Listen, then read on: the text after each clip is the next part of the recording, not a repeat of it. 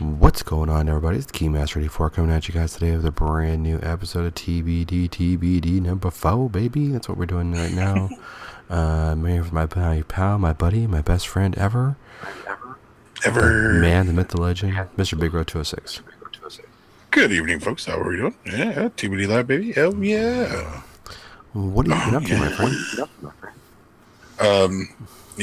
Other than surviving our little snow apocalypse we had in the greater Northwest, try to get back to the swing of things with work, and then other than that, man, not a whole lot. Trying to do some adulting things, get some things cleaned up around the house. But other than that, man, it's been a pretty low key, playing a lot of Tetris 99. Nothing wrong with Tetris 99, my friend. It's good stuff, dude. I got number 3, and both guys attacked me at the same time to knock me out. I was so mad. I was so mad. Can't team. But, come on. Well, I know you've been dealing with a little bit of the plague lately, but how are you? You're coming on the backside of it now. Oh man, I'm on the mend. It was a black plague situation, Ebola mixed with swine flu. I'm not even sure that was came on quick, hit hard. The whole family got it. It was like a sick ward at my house. You guys were like hazmat quarantine, I heard. Oh, dude, yeah, we pretty much shut it down. Yeah. Nobody comes in or no one goes out. God damn it! I didn't even play games. I didn't even stay up. I slept. Dude, that's all you can do in those situations. Stay hydrated and sleep. Mm-hmm. That's all that I did, too. I mean, it's crazy. It's probably been the longest span of no gaming that I've done in... No. A decade? I mean, it was like 3 days. 3 days for a dang game. Even a robot such as yourself deserves a recharge every once in a while, my friend. That's how I took it. But anyways, guys, so what we're here today to talk about, we got Activision screwed up and then fixed their loot boxes. We got Microsoft and Nintendo's partnership becoming a little bit more tight. I am catching the echo, by the way. And then Microsoft's plans for E3 have been leaked. We'll see what happens, though. But we're going to talk about it because it's really interesting. Oh, yeah. Alright, so I already kind of made a video about this. What's your opinion on the whole loot box situation? My whole opinion about Activision, period, is just... I just really wish, they would realize that they have a good thing going and just let the developers be the developers and don't step in as big brother and be like, nope, this just says this, and just completely botch the whole, program. But as far as the loot boxes are concerned, I mean, again, it's just your age-old story of business stepping in over industry, I don't know. It's hard to... I've only read a little bit about it, and I heard a couple of videos I watched and a couple articles that we kind of passed back and forth. Mm-hmm. I just I don't know. I just think this whole Call of Duty season has just been tainted. And I mean, not to kind of open up the broader subject, but I just feel like this whole... Black Ops 4 had everything going for it, and then it's just one bad rap after another bad rap, and Activision this and Activision that, and it's just like, ugh. Yeah. Feels really bad. I feel really bad for Vandahar, but I feel really bad for Treyarch, But, I feel bad for Vandahar and Treyarch because they catch all the crap. Yeah. And no one wants to throw the shade anything at Activision directly. Yeah, they don't want to throw... No. Nobody wants to throw the shade at Activision directly for everybody else. So, or at least seemingly that's what it is. I mean, for all I know, Vandahar and Treyarch are just using Activision as a scapegoat. But I don't see it that way. Everything I've read and everything I see online doesn't really point in that direction. But again, this is just opinion. It's not. I'm not really going off much fact here. Other than what everything that's already been produced online, I get my information the same way everybody else does, one letter at a time. So Yeah, I mean, like, and I'll read this piece from David Vonderhaar that he said on Reddit. He goes, "Things change along the way, and not all of them are designed decisions. It's a chicken and egg problem. I can tell you what we have done and what we plan on doing, but things change that I cannot predict or I don't know about. Doubly true with the business side of things, which have which have little insight into and even less control over." And It's it's funny. like he I said, think that snippet was retweeted like a hell of times. oh, super times. Well, because like even when he did that big Game Informer interview, which is the one kind of everybody pointed back to when it got screwed up, and everybody's like, dude, what the hell? And it's like, dude, he's like, I just make the shoes. Which is true. He just makes the shoes. He doesn't sell the shoes. Right. You know, He's just the manufacturer. He's not the brand. He's not the. Yeah. Exactly. And it's just. Ugh. I feel a little bad because everybody. I mean, again, not to open up the broader spectrum, but it's like everybody's already pointing to Infinity Ward's next drop. That's going to be even worse, though. I agree. That is if Activision. That is the only game they have coming out next year. I know. It's so bad, dude. It's how do you go from being one of the biggest publishers around to just nothing? Like you don't have any of your music games anymore. You know, you know, just like game after game after game has fallen from your repertoire, and now, you know, when you have potential to hit gold again and revamp a series that was seemingly dying, you're freaking botching it at every corner, man. And it's just, ugh. No, it is so true, and it's just like, what? I'm just trying to figure out what decisions are being made at Activision where they're like, oh, this is a good idea. Like, who in an office somewhere who has never played a video game in their life said, this is a fantastic plan. Right. You know, I just don't get it. I mean, I don't think anybody does, really. To be honest, I don't think anybody does. I don't even think people who are close to the situation know what's going on. Because it's just, everything is just so out of left field, so unexpected. Like, come on, dude. Like, okay, so, now, correct me if I'm wrong, which I probably am wrong, but I'm under the understanding that the CWL, the Call of Duty World League, is owned by Activision, correct? Yes, because they bought Major League Gaming. Okay, so this is something else that me and the Keymaster were talking about earlier today, or I mentioned to him earlier today, or was it yesterday? Either way, that when the Call of Duty World League is streaming, they do not allow any of the other pros who are not participating in that stream to stream Call of Duty.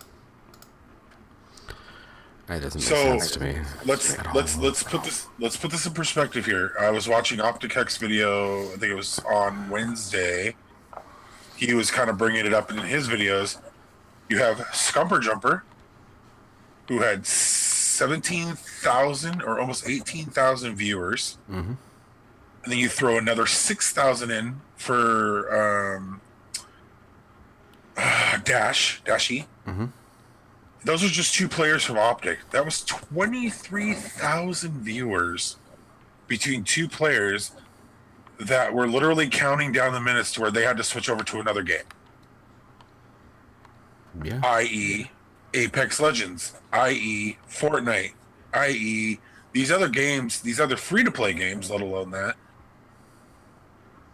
that are literally taking your game and just literally sticking their boot on your throat and waiting for you to just give up breathing. So not only are you hindering your free advertisement, as Keymaster was putting it, which is very true, your most popular player, your most popular streaming player is being his wings clipped because you want people to focus on what's going on in the CWL, which is fine.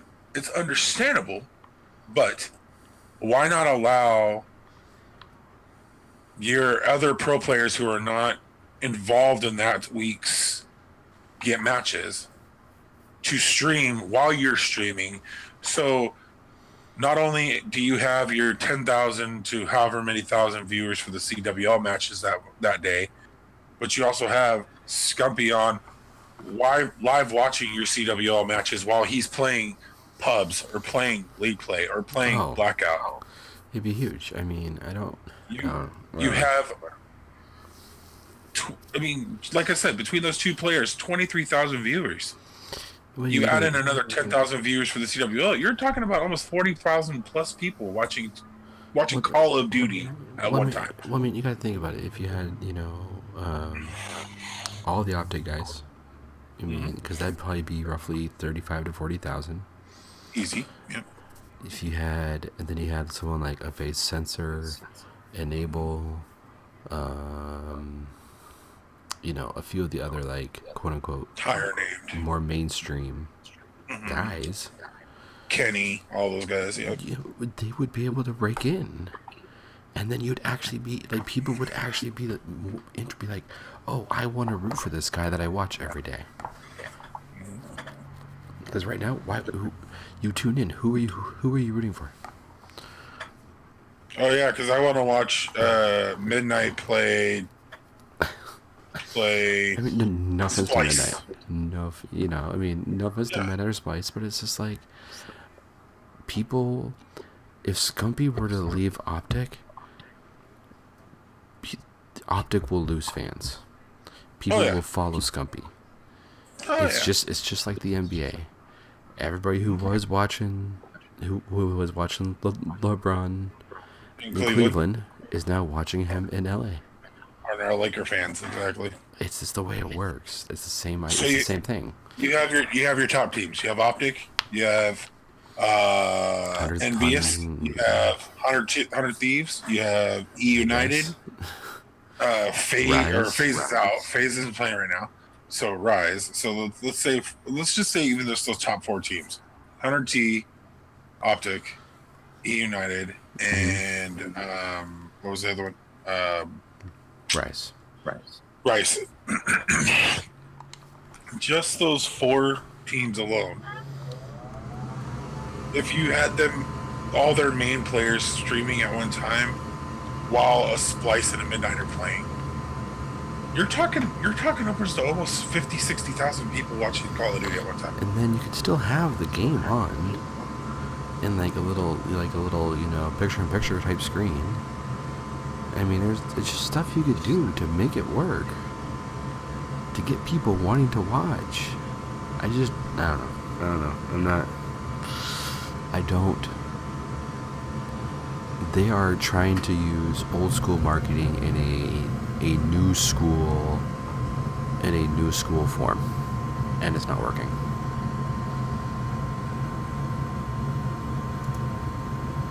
Did I lose you, buddy? Nope, you're here. Sorry. Okay. Sorry. No, but I mean, like, I just feel like that's what they're doing. Yeah. No, for sure. And I think the whole loot, back to what we actually started talking about in the first place, the whole loot crate debacle and everything that Activision's kind of stepping in on right now is just going to further kill the game. And, you're going to lose fans to Apex, you're going to lose fans of Fortnite, you're going to lose fans to any of the number of the new games that are coming out. Anthem, which just dropped. I mean, I could give you a laundry list of things that other people could go do other than play Call of Duty Black Ops 4. Well, I mean, no offense. I literally texted you earlier. I was like, man, I'm having a hard time trying to figure out what games I'm going to play. Exactly. The only reation Call of Duty is still on that list is because they fixed the loot crates. If they had still not been fixed, I would not play. Because once you hit 100, you were done. Oh yeah, you get these ones every 2.5 to 3 hours. Oh, okay, sweet. Whatever. Who gives a shit? Like, no offense. Who really gives a shit about that? A crate every 3 hours? Are you freaking kidding me? Oh yeah, what a freaking crate! I put in 170 hours this last operation. And the only reason I have not put in more is because of Apex and a few other games that I'm playing. And it's just like, because I got bored. I got bored though. that's the problem. I got bored. They need to figure something out. And yeah, this will keep me interested for a little bit longer. But the problem is on top of that, they even screwed the loot boxes by making individual skins for the camos. Are you kidding me? They introduced like 6 new weapon skins. Oh, great, cool. Oh, but you have to earn each gun individually. Are you what? So you're gonna add in 6 new camos over the course of like 50-ish skins. So you're gonna add in 300 quote unquote, I don't know, but 300 weapon camos. That's gonna dilute the pool, which means it's gonna be even harder for me to get Vacation to Hudson, or Zombie Girl, or Zombie Boy, or whatever other skins there may be. Why am I gonna want to grind for that? I'm gonna get to my 100. I'm gonna decide what I'm gonna do after that, and then I'll probably be done for that. I'll probably be done for this season.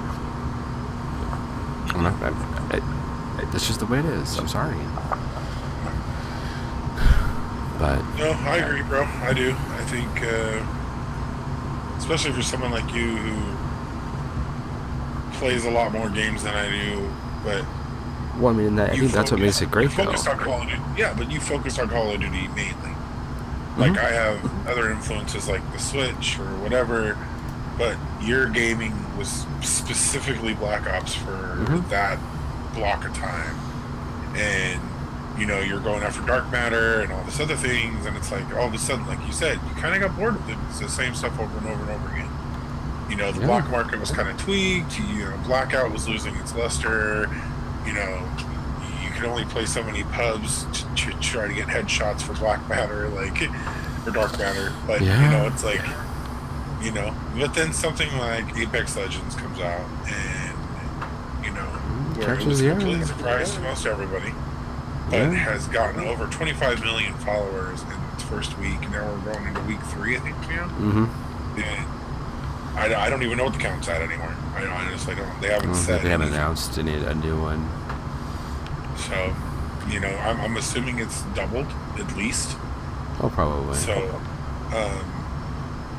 hey, to each their own. Activision wants to slit their own throat. That's on them. But I feel like Call of Duty. As Call of Duty sits right now, Call of Duty is a dying franchise. Well, and it's in the cash cow phase. I mean, honestly. It is. It's in the same bracket as Madden, NFL, FIFA. It's in the same bracket as those little tweaks every year, but really it's the same. It's the same old nut in a different shell. So it's 100%. Like you said, cash cow phase, whatever it is. Activision picked it up and bought all the rights out for a reason, and they're going to make their billion and a half every year on the game and call it good. So, no, I mean, and I think the unfortunate problem too is, unless guys like Prestigious Key, E. coli, Optimus, I mean, all these content creators had to step up, make videos saying, dude, WTF Activision. It never would have changed. No. Ever. No. And that's the frustrating part. For me. It's like you guys did not see how bad of a customer. I'm getting a lot of feedback from you, brother. But it was just a terrible customer decision. I'm sure it was a great business decision. I'm sure it helped out your metric on your microtransactions. But come on. Anyways, enough of the bad news. Let me see. Yeah, better. Check. Okay. Oh, no, not really. Not really. Anyways, guys, while Big Bro fixes his microphone, I'm going to jump into the next topic. A little bit more happier news. I know he's going to be super excited to talk to you guys about this. Oh, jeez. I can hear you all the way now. I know. Hold on a second. Pause the video. I took the headset out. Nice. All right, go ahead. Go ahead and do the next one. All right, guys. So anyways, what we're talking about today, guys, is there's a little bit of a break there. We were fixing some things on the live. We're doing it live. Me and Big only do one take shots. That's the thing about us. So anyways, guys, so Microsoft and Nintendo's weird friendship that they have developed over the last 6 months, year-ish. It was recently revealed, according to a variety of sources, Microsoft is in deep into the development of bringing Xbox titles to the Nintendo Switch. Even intensive titles such as Forza Horizon 4 are expected to run on Microsoft's xCloud gaming streaming service, which I've talked about before on this channel. While indie titles may lose their exclusive status and become direct ports available on the Switch store, the hits leaked so far include Ori and the Blind Forest, Cuphead, and potentially Gears of War 5. Oh. Insane, bro. Is that any better? Yes, 100%. Direct Feed Games was the first to break the news, and although they don't have the best track record, because they did claim that Call of Duty comes to the Switch last year, this time they are backed by a bunch of other sources like Windows Central and Game Informer. They've heard the same news. But yeah, I've talked about this in the video before, guys. There has Satya Nadella, which is the CEO of Microsoft, and Phil Spencer made a proclamation that they want to reach 2 billion gamers. There is only one way to reach 2 billion gamers, and that is doing things like this. And hey, this is going to put so much pressure on Sony that it's going to be bad. I mean, it's going to be really harsh on Sony. I mean, you know how excited this makes me? I mean, for me, this is cool from a outside looking in thing, because I don't have a Switch. I have an Xbox. I have a PC. That's all I got. Now, granted, this does mean, I'm sure that if this happens, then pretty much anything that Switch can get, PC can get, it'll trickle down. But for you, Big Road 206, for me, how excited are you as a avid Switch and Xbox player? Well, let's be honest. I got the Switch when it came out, to some, pushing of the cheese ball 206 to get it release week, and I didn't have many people I knew in person that had it. So really, for the first year of my Switch experience, it was just me mobile gaming by myself. So it was okay. I mean, obviously, it lived up to everything that they said it was going to be. And then you move into year 2, and Switch is a little bit more readily available. I started to know some people that got it, so that made it even better. Cheeseball's son got one for his birthday, which turned into our whole household as having, Switch battles and playing games together, and and then now, as of this week, Microsoft, who's my main console, Xbox is my main console, announcing that they're going to put Game Pass on Nintendo, the Switch. I mean, for the games that are going to be able to be ported over, and the fact that you can integrate the mobility of Switch with some higher end games that aren't normally readily available to Nintendo is gigantic. I mean, let's flash back a small bit to the Nintendo Direct release that they did a couple weeks ago, where they're announcing all these games that are coming out for the Switch, which are all great. I mean, all the games they said they talked about are all going to be amazing. And you're talking that you're going to have Mortal Kombat 11 soon on the Switch potentially. You're going to have other bigger name games, like you can already play FIFA, you can already play NBA 2K19, you can play WWE 2K19, you can play all of these multiplayer games on the Switch. And now they're like, oh yeah, by the way, hey, have you ever wanted to play Halo mobilely?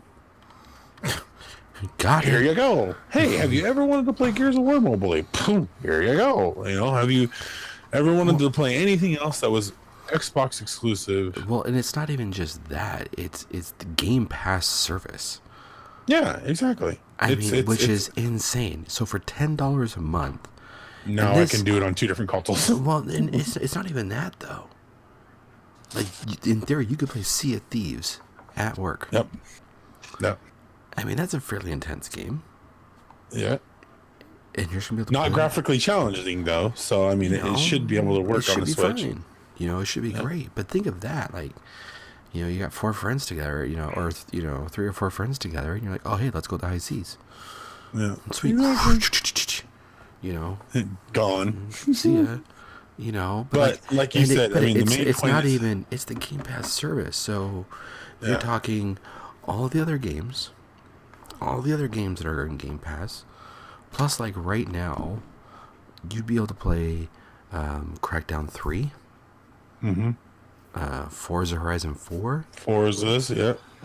You'd be able to play the MCC and Halo 5 because and the crazy thing is like the next Forza that comes out, Ori and the no, not Ori, because it's not I think that might be a sweet little deal though they're going to be coming out with, but anyways, when Gears of War 5 with Game Pass, you would be able to play that on your Switch at launch Release day. Yeah. at 9 o'clock Pacific Standard Time, release night.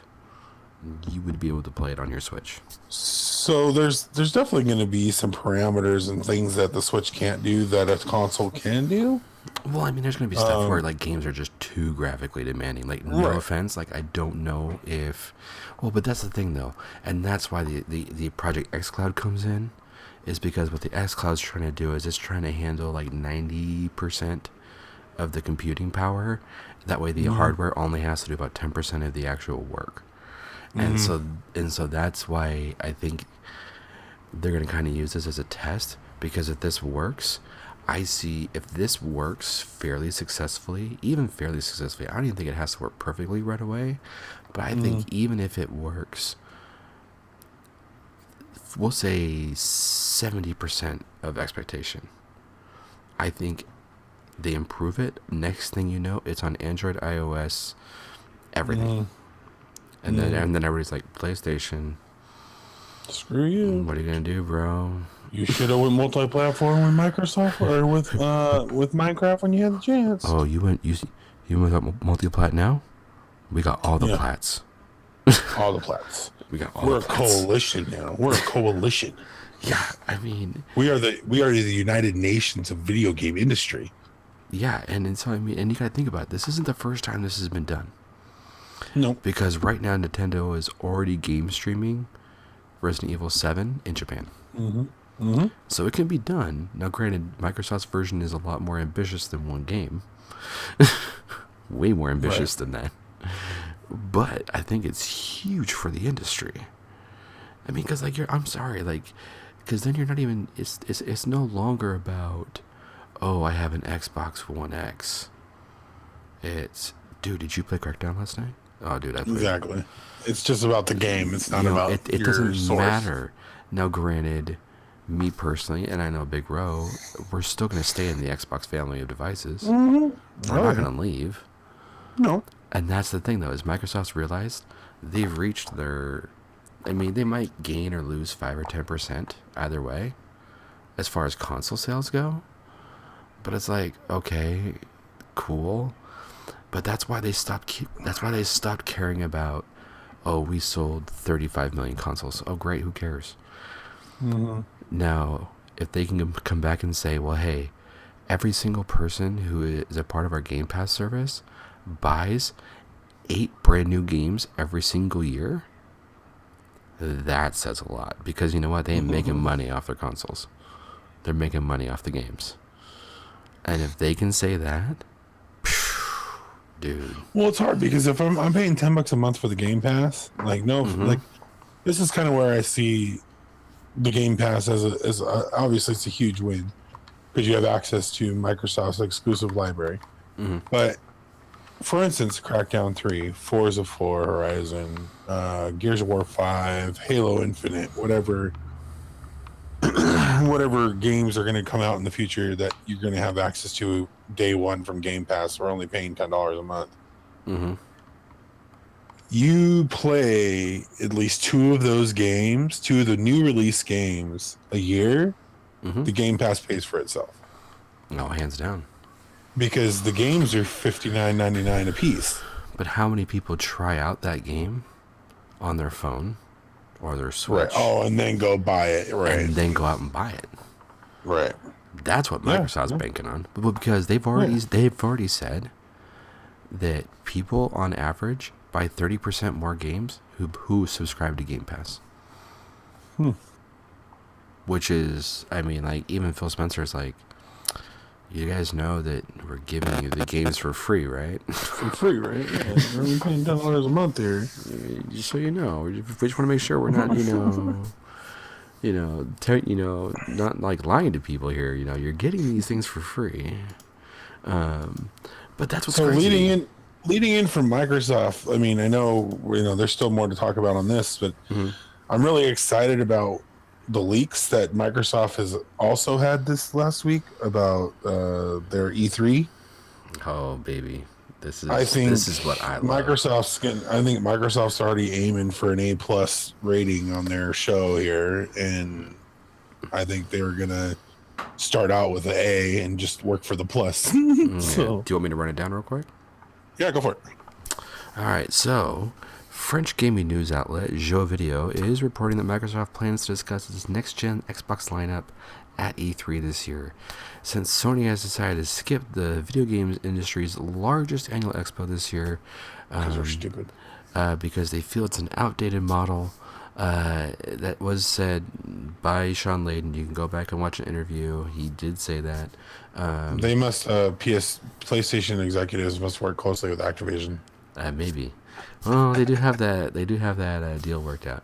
But anyways, we likely probably won't be getting like pricing or product names. It's gonna be more like how the Xbox One X kind of launched in 2017, where it was kind of like, hey, we got this thing called Scorpio, and then it's gonna be like, oh, what's that? Oh, snap! Ooh, pretty shiny. It's so pretty and shiny, Scorpio. Ooh, I'm a Scorpio. I'm not really a Scorpio. But anyways, and then on top of it, Halo Infinite is gonna be a launch title. Oh, but wait, there's more. It's also gonna be on Game Pass. Oh, but wait, there's more. You can play it anywhere, which means you can play on Xbox consoles and Windows PCs, and on the Switch, and on mobile phones. Oh, but wait, there's more. You are going to be getting 2 consoles this year. Or you're going to be getting a preview of 2 consoles this year.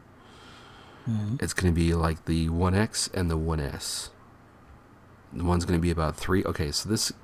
I've done some other videos about this. I've done a lot of research on this. Big Road knows I'm all about this. This is like my thing. Oh, yeah. This is your thing.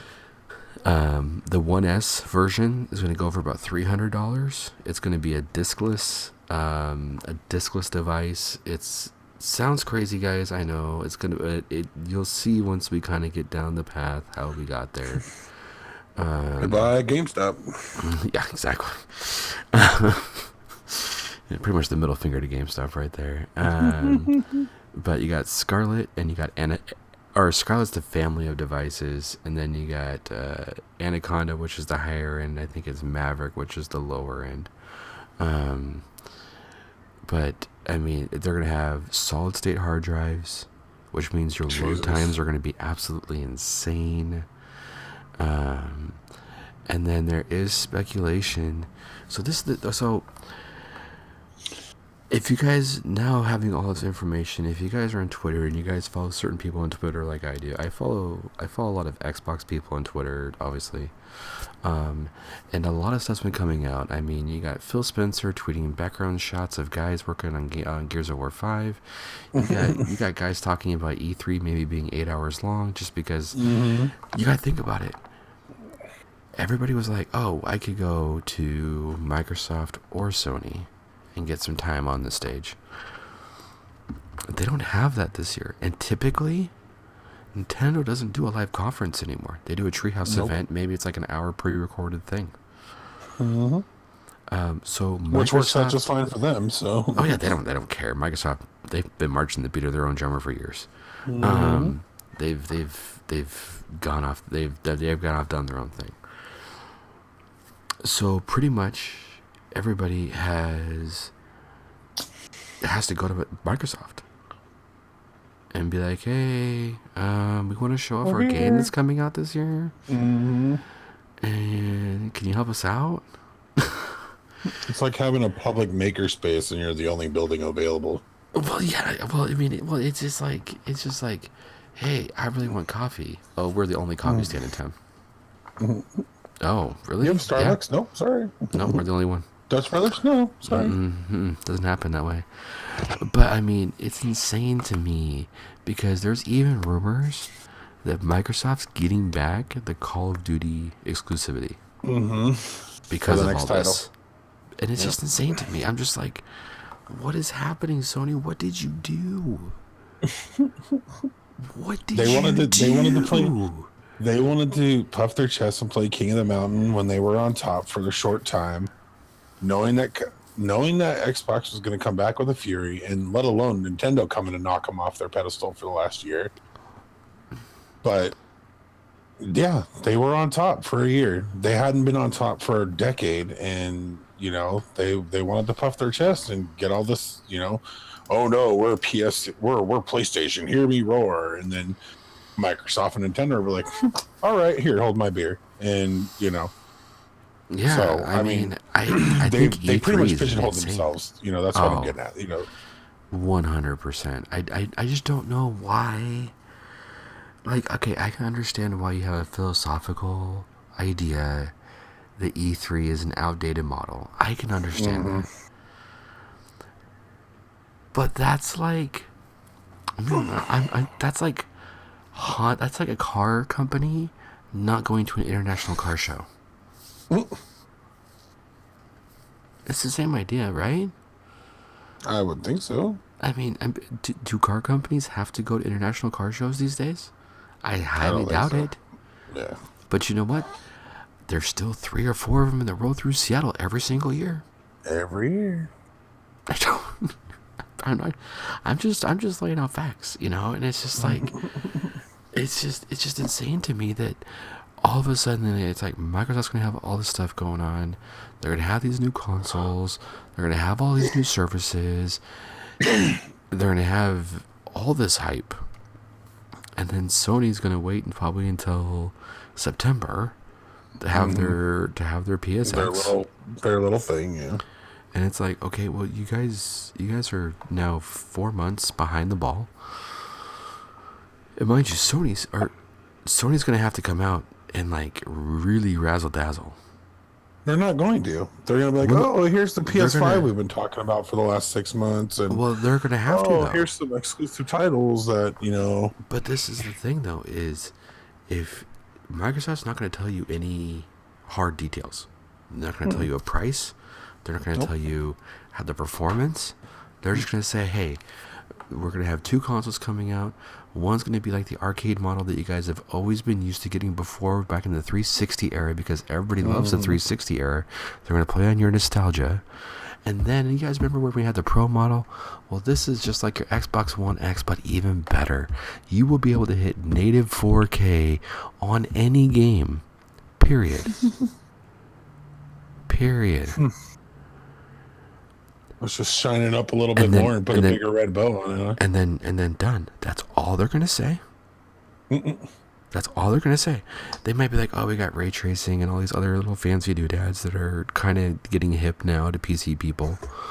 But then PlayStation's gonna have to come because they're gonna be coming out in September, behind the ball now. So they're gonna have to razzle dazzle more. And they're gonna have to be like, oh well, yeah, we got PlayStation 5. It can do all that. It's gonna cost you $400. And here's all the specs. Yeah. And then Microsoft's gonna go, oh really? Okay. Mic drop. And so then they're gonna wait.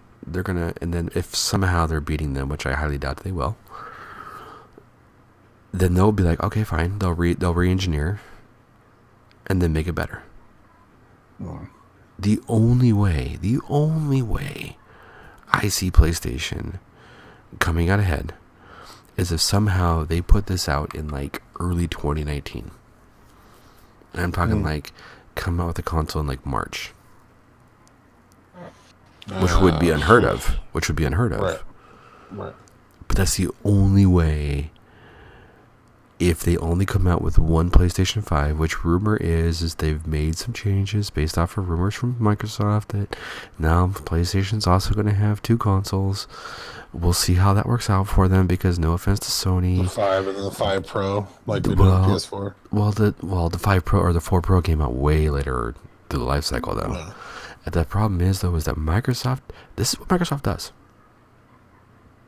They make hardware, they make software. Mm-hmm.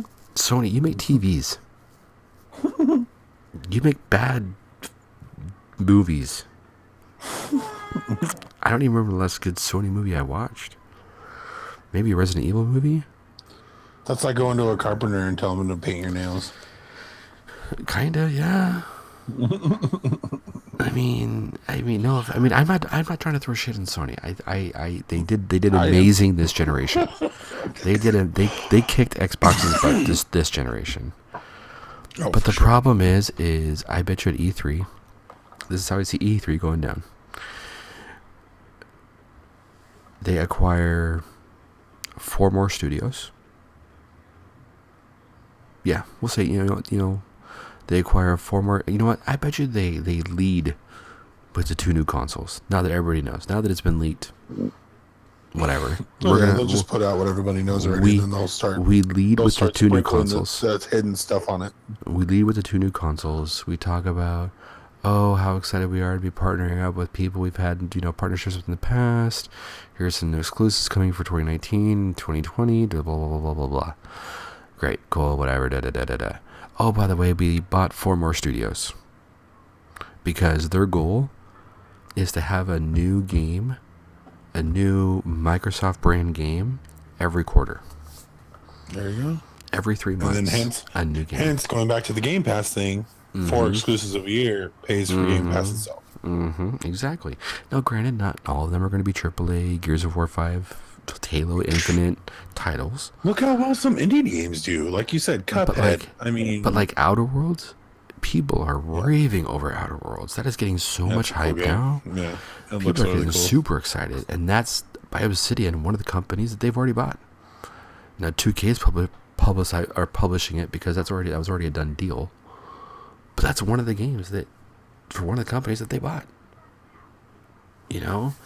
And I think we're going to see Ninja Theory. I think we might see a little thing from the Coalition, which is their big quadruple A studio that has pretty much been swooping up anybody that does anything kind of smartly. I mean, they got a guy from SpaceX who's an actual, he actually builds the rockets. I don't know. Wow. I don't know why they need him to build a video game, but hey, you never know. They do, apparently. But it's just I think if you guys have any plans, just cancel it for E3 and watch. Well, more than likely it's going to be the Sunday before, so you can watch it while you're eating your dinner. There you go.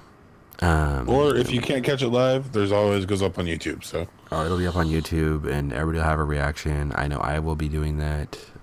We'll be talking about it. Sure. And yeah, so do you have any last words on that, buddy? No, I mean, good on Microsoft and Nintendo for teaming up. Good on Microsoft for finally pulling their heads out of their ass and not wanting to be number 2 in the race anymore. And sorry, not sorry, but PlayStation, you kind of effed up and screwed yourself and painted yourself into a corner. And again, like I at one point in my life owned a PS1 and PS2 and was a proud owner of both, but then traded in all my PlayStation stuff for Xbox and haven't looked back since. So yeah, I went PlayStation. Nintendo will always be nostalgic to me. I will always love playing the retro games, and playing my Switch is something I look forward to doing every day. And But Xbox is still home for me, and I think bigger and better electronics are always going to come out because everything's upgrading constantly at a rapid rate, and you know pretty soon these things are just going to be small little cubes on your desk that are going to project the game on the wall by itself. You won't even need TV anymore. Blammo. So yeah, so I mean, it's, you never know, we're not too far off from things like that. So the fact that you're going to have whatever, the arcade version of the next gen console, I'm totally okay with that. I was the one who bought the arcade edition of the 360. That was my first 360. So, I mean, obviously I upgraded to 2 or 3 other ones after that, the Black Elite, and then the Gears of War 2, no, 3. Yeah, Gears of War 2 or Gears of War 3 limited edition one. Obviously I'm still on my day one edition Xbox One, but it works just fine. I have no problems with it. And I think that I'm excited for E3. I'm always excited for E3. I'm excited for the collaboration between Microsoft and Nintendo, or the understanding, whatever you want to call it. And then Activision and PlayStation need to get their shit together. 100%. What about you, buddy? I'm excited for E3 like I am every single year. Every you know year. me. I'm always super jacked on E3. This is actually my favorite time of year because this is typically when we starting to hear stuff. We probably won't. We probably got about another month before we hit full on. Big stuff goes on. Yeah. Well, it'll either be big stuff or literally it'll be the wasteland of video game news. It depends on the year. Sometimes there's a lot of leaks. Sometimes there's absolutely none. And then that's just no fun. Yeah, it's like Black Friday that turned into Black Thursday that turned into, we know everything that's going to be sold on Black Friday a month beforehand. Yeah, exactly. So I mean, it's who knows? It's going to be exciting though. I think Microsoft definitely realized they have an opportunity to really come out ahead this year. It's theirs for the taking. And I think when Phil Spencer said, I think 2 months ago, that we're gonna be putting everything out that we can, and he's not lying. And I think it's gonna be huge. I think it's gonna be a spectacle, and I think it'll be fun. It's gonna be razzle dazzle. It'll probably be one of the last things I buy from GameStop before they're not needed anymore. So I'm sure you'll probably be able to go to a Microsoft store and just make payments. Yeah, but see, when you pre-order from anywhere other than GameStop, you have to pay the whole amount. Well, no, because I think this, and this is another rumor I've heard. So, you know how they had that program about a year ago now? The trade up one? No, well, there was that one too. No, but the one where you could go to a Microsoft store and then you could work through Dell, and you can make payments. And it was only like $20 a month. So people, there's a rumor that that's Microsoft's plan for the next set of consoles. Nice. And they'll be doing pop-ups to get it going for like the first for the holiday season, and then you actually have to go to the actual store after that. That's awesome. So it's definitely interesting. And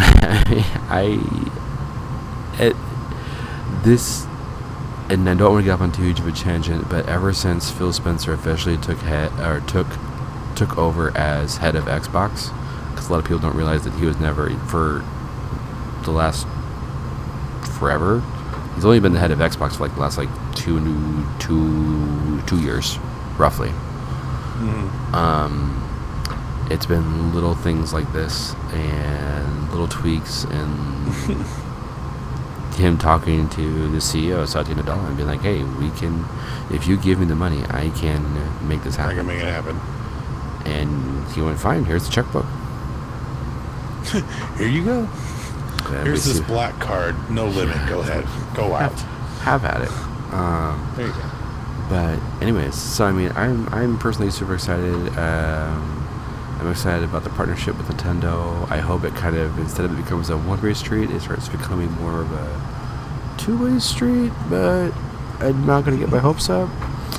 I think if that becomes a two-way street, dude, it's over. Like, I'm sorry. Like, if somehow they figure out a way to make a Nintendo Game Pass that I can, I'm sorry. If tomorrow they said, "Hey, Keymaster, for $10 a month, we'll give you a Nintendo Game Pass."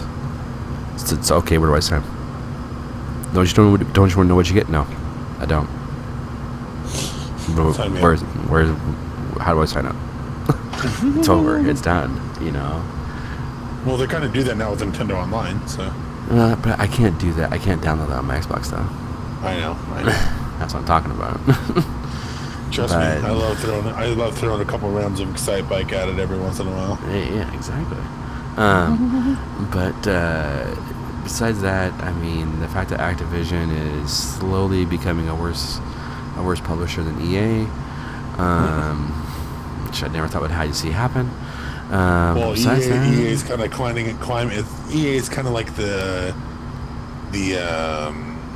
for the lack of better terms, the phoenix of publishers right now. They are climbing themselves and rebirthing themselves out of ashes right now. Just because Apex is doing well, let's not give them too much credit. Anyways, until next time, guys. This has been the Keymaster 84, and Big Road 206. We play games to make gains. Haters gonna hate. And we'll see you guys next video. Peace.